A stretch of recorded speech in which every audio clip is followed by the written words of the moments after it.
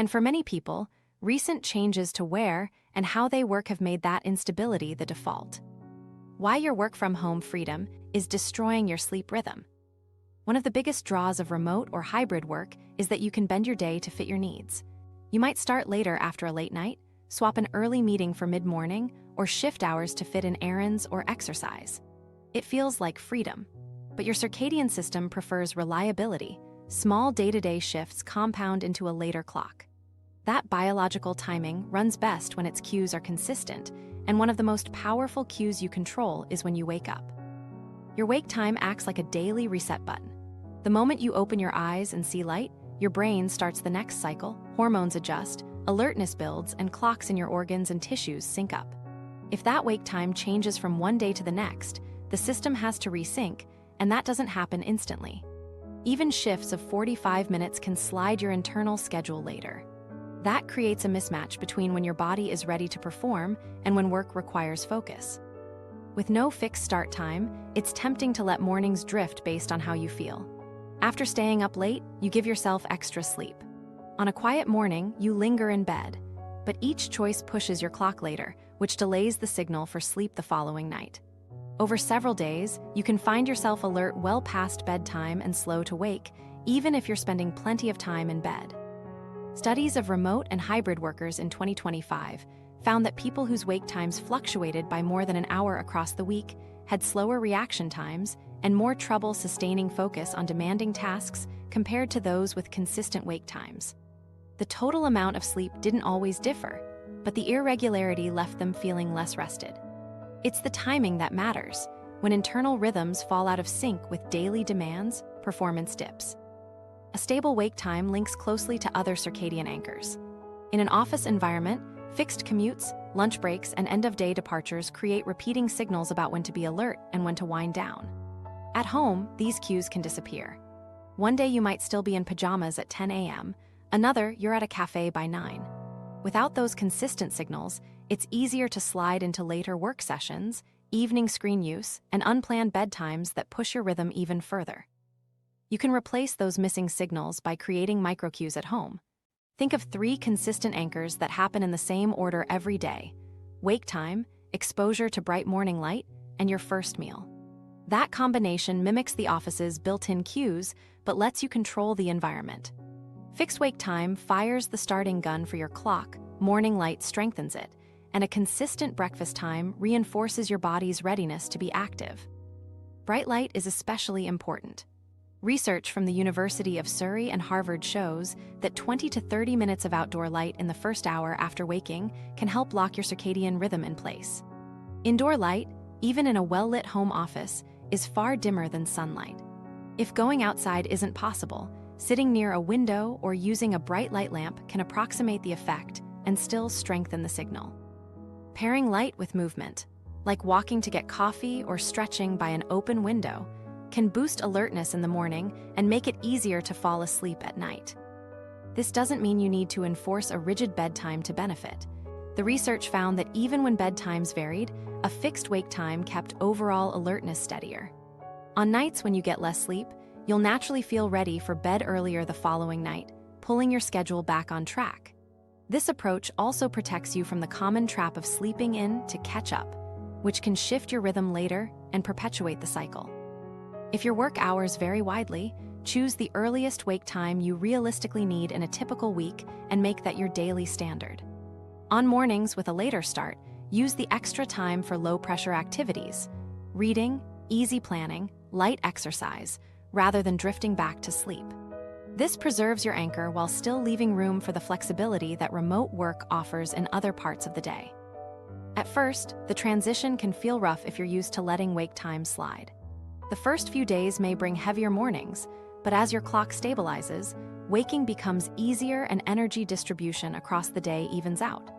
You may notice fewer afternoon dips and less need for late-day caffeine or snacks to keep going.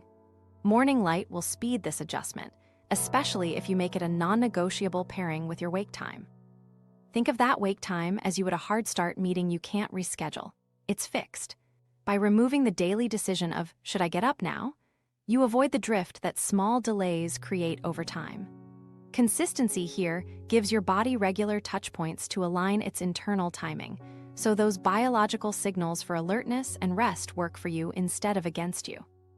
One simple way to test the impact is to run a 1-week experiment. Keep your wake time identical every day, include 20-30 minutes of bright morning light within the first hour, and set your first meal at roughly the same time. During the week, note how alert you feel mid-morning and mid-afternoon, and whether you notice any change in evening sleepiness. Many people find that by the end of the week, focus improves and energy swings drop without changing total sleep time. The goal isn't to eliminate flexibility, but to protect the one cue that shapes the rest. With a set wake time, you can still shift meetings, work locations, and even your bedtime when needed without your performance paying the price.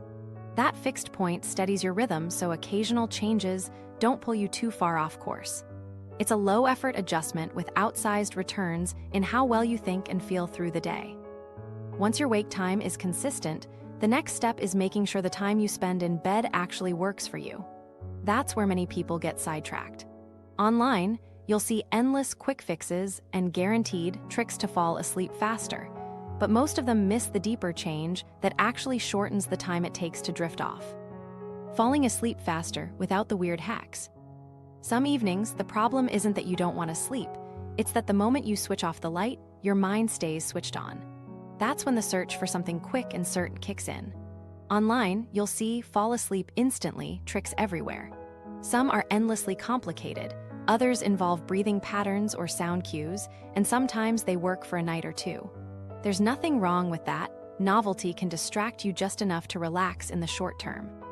But sleep physiologists like Stephanie Ramasiewski point out that these quick wins often wear off. Without matching how your body's sleep systems actually work, the effect fades, and you're back at the start. What lasts is building reliable, repeatable cues that your brain comes to link with winding down. 4 simple, testable habits cover most of the ground you actually need. The first is a short, repeatable wind-down routine. This doesn't have to be elaborate. 20 to 30 minutes is enough if you do it the same way, in the same order, every night. Dimming the lights, putting a few things away, changing into sleep clothes, and then reading something low stakes is enough for most. The point isn't complexity, it's conditioning. Over time, starting the first step of that sequence signals to your body that the day is winding down, in the same way walking into a familiar kitchen can make you feel hungry even before there's food. This conditioning makes the transition to sleep smoother because your body starts it before you even get into bed. Second, reduce bright or cool-toned light in the hour before bed. Light tells your brain it's still daytime, delaying the rise of melatonin. You don't need total darkness, but softer, warmer light works in your favor. Switch from overheads to lamps, turn screen brightness down, and keep phones or tablets far enough from your eyes that they stop flooding you with the most alerting wavelengths. Harvard research and Sleep Foundation guidance back this up. Cutting light intensity and shifting its tone helps your body's natural nighttime signal work as it should. Third, use temperature to your advantage. As night approaches, your core temperature naturally drops, signaling readiness for sleep. Helping this process along can shorten the time it takes to drift off. One simple way is to take a warm shower about half an hour before bed. The warmth pulls blood toward the surface, and when you step out, the quick cooling deepens your body's time to sleep signal. Keeping your bedroom slightly cooler, just a degree or 2 below your daytime preference, reinforces this effect. The fourth habit is about supplements. Short-term use of melatonin tablets or herbal sleep aids can help in specific cases, like shifting time zones, but make them the exception, not the rule. Regular use builds a sense of dependence, and their effects in healthy sleepers are limited. Relying on them nightly can also create tension if you run out or forget. Conditioning your body through cues and timing, rather than chemistry, leaves you with a system that works even without a pill or tea. A core principle behind all of this is not getting into bed until you're actually sleepy. This isn't about willpower. It's a CBTI-backed approach that avoids pairing your bed with the frustration of staring at the ceiling. Your brain works by association, and if being in bed often means being awake and stressed, it learns that pattern. Instead, stay up until you notice your own readiness cues: heavier eyelids, slower thinking, and less interest in what you're doing. If you're not there yet, use the time for something low demand and familiar, stretching, light music, or flipping through a book you've already read until those cues appear. Then head to bed, and the odds of quick, frustration-free sleep are far higher. Recognizing the sleep window makes this easier. Your body has a period each night when everything aligns, melatonin is up, core temperature is dropping, and your mind is less engaged. Catching that window is when sleep tends to come fastest. Miss it by pushing on with stimulating activities, and you can push your onset back by an hour or more. This is why locking in that wind-down sequence matters. It helps you hit that readiness point consistently. What you avoid in that last hour counts as much as what you include. Activities that pull you into goal-focused problem-solving, strong emotions, or new information can leave mental residue, the thoughts and feelings your brain keeps working through after the lights go out. Even if the device is off, the mind stays active. Low-demand activities keep you gently engaged without laying down more to process. This light engagement blocks rumination without introducing extra stimulation. Your surroundings matter too. Anything in view that reminds you of unfinished work or chores can nudge your brain back into planning mode. Remove those prompts, close laptops, clear the chair piled with clothes, turn clocks away. If you wake in the night and see the time, you're more likely to start calculating how much sleep is left, which pulls you out of rest mode. A neutral, uncluttered sleep space reduces these triggers. To see how conditioning works for yourself, try a short experiment. For the next 5 nights, follow the same 20-30-minute wind-down sequence before bed. Keep the lighting soft, add the warm shower if you can, and only get into bed when your readiness cues are clear. Rate how quickly you fall asleep each night. Most people who try this notice their latency gets shorter by the end of the week, and the process feels more automatic. The power of this approach is that it leans on your body's built-in systems. Novelty tricks might still be fun to try now and then, and they can provide real short-term relaxation, but they're not a substitute for conditioning. Once your cues are set and repeated often enough, they work without extra effort, even after a stressful day. You're not forcing sleep, you're setting up the conditions so that sleep happens on its own, faster, and more reliably. And while some nights will still run late, knowing you can re-engage those cues at the right time keeps those nights from turning into blocks of wakefulness. Over time, the combination of routine, light control, temperature cues, and timing your readiness point becomes the low-maintenance backbone of falling asleep easily. Maintaining it is simpler than restarting from scratch each time your schedule wobbles. And when your nights are anchored this way, you're in a better position to recover when your day energy dips. That moment, often after lunch, when focus drops and your body feels heavier, has its own set of solutions. Nap optimization, how 26 minutes can rescue a wrecked day. When the middle of the day leaves you running below capacity, one of the most reliable recovery tools isn't another task, but a specific form of rest. A short, deliberate nap, timed and capped carefully, can deliver hours of improved focus and performance without undermining your nighttime sleep.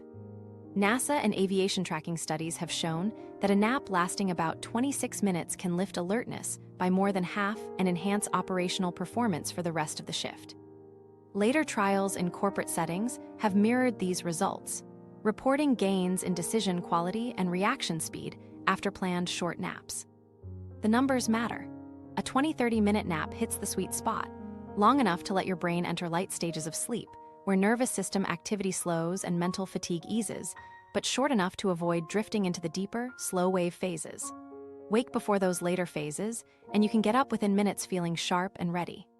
Stay down much past half an hour, and you increase the risk of sleep inertia, grogginess and disorientation that can linger and slow you for the next hour. Many people write off napping altogether because of this, when the real problem is overshooting the optimal length. Timing is just as important as length.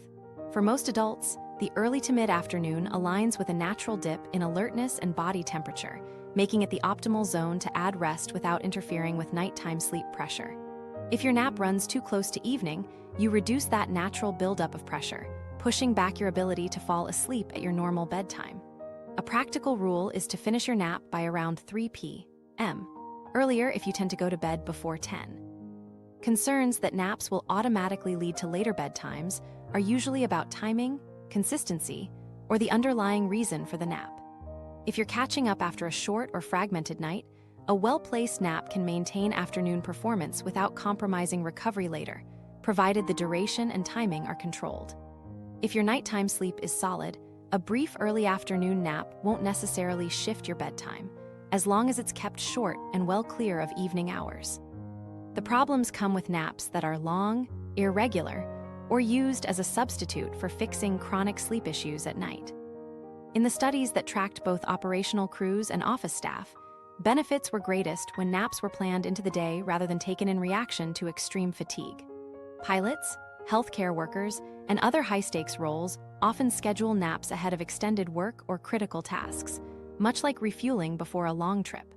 Corporate teams trying this approach have seen fewer performance dips later in the day, even during complex meetings and presentations. Planning these naps with a set start and an alarm for the end helps avoid slipping into deeper sleep and keeps the benefits predictable. Perfect conditions aren't required. In research settings, many effective naps happened in lighted rooms or reclining chairs. You can still enter light sleep stages without full darkness or silence, especially once you've practiced relaxing in those settings. If actual sleep doesn't come easily, a period of quiet rest, eyes closed, stimulation minimized, can still lower nervous system load enough to produce measurable, if smaller, improvements in alertness. A variant sometimes used in tightly scheduled environments is the caffeine nap. You drink a modest dose, usually from coffee, immediately before lying down. Because caffeine's alertness-boosting effect typically begins around 20 minutes after consumption, you wake just as it starts working. This pairing can sharpen the recovery effect, but it's best kept for situations where full alertness is required soon after waking, and avoided within 6 hours of bedtime to prevent disruption to nighttime sleep. Knowing your workload and baseline sleep schedule helps decide if and when to nap. Those waking very early, working long split shifts, or losing hours to unavoidable demands can use short naps as a stabilizing tool to spread alertness across the day. In contrast, if you already sleep 7 to 9 hours nightly and don't notice a functional drop in afternoons, adding naps may not improve your output. It might just redistribute when that output peaks. Much of the hesitation around napping comes from cultural framing. In some professional environments, it's still treated as a sign of poor time management or low drive. Yet in operational fields where safety and peak performance are non-negotiable, brief rest breaks are seen as a requirement, not a weakness. The distinction is in structure and intent. A planned, measured nap is a strategic adjustment to maintain output.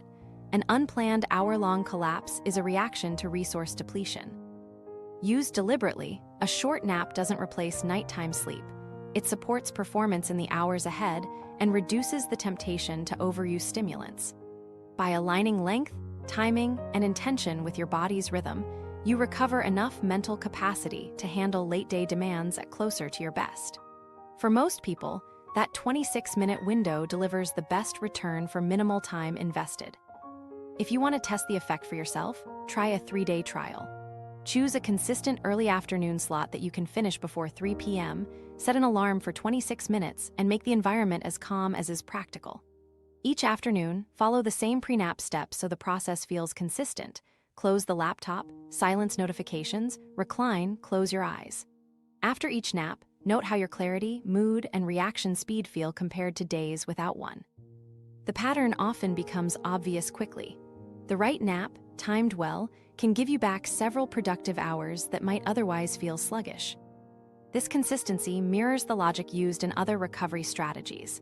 Control the variables, keep the structure, and the results are easier to repeat. Once you know the conditions that work for you, naps become a flexible tool you can deploy when schedules demand high performance over longer days or in environments where focus has to be maintained despite fatigue. Used sparingly and strategically, they can help you meet the next block of work with more capacity than you had going in. And while daytime recovery can be scheduled and measured, there are situations where your schedule is shaped by forces you don't control: flights across time zones, overnight shifts, variable rosters. Those conditions bring a different set of challenges for keeping your sleep aligned with when you need to be alert. Travel, shift work, and maintaining sleep consistency. For people whose jobs involve constant movement across time zones or rotating through night and day shifts, irregularity isn't the exception, it's the framework. The challenge comes from the fact that your internal clock runs on cues like light exposure, meal timing, and consistent wake times, not the entries in a work roster or travel itinerary. When those cues shift too far too often, your circadian rhythm drifts out of sync with your required schedule, and the body's systems stop working in full coordination. That misalignment is what's happening during jet lag or the first days on a night shift. In both cases, the signals telling your brain and body what time it is don't match the schedule you need to be on. Reaction times slow, memory recall gets less reliable, and error rates climb. It's not only about feeling tired, it's that core processes like hormone release, digestion, and cognitive performance are no longer aligned, so everything from decision-making to mood regulation takes more effort. In roles that demand speed and precision, that gap can carry real risk. The aim isn't to eliminate misalignment instantly. That's not realistic when you have to shift your schedule by hours in a single day. The goal is to manage the change so your body adapts faster and to protect performance in the period before it is caught up.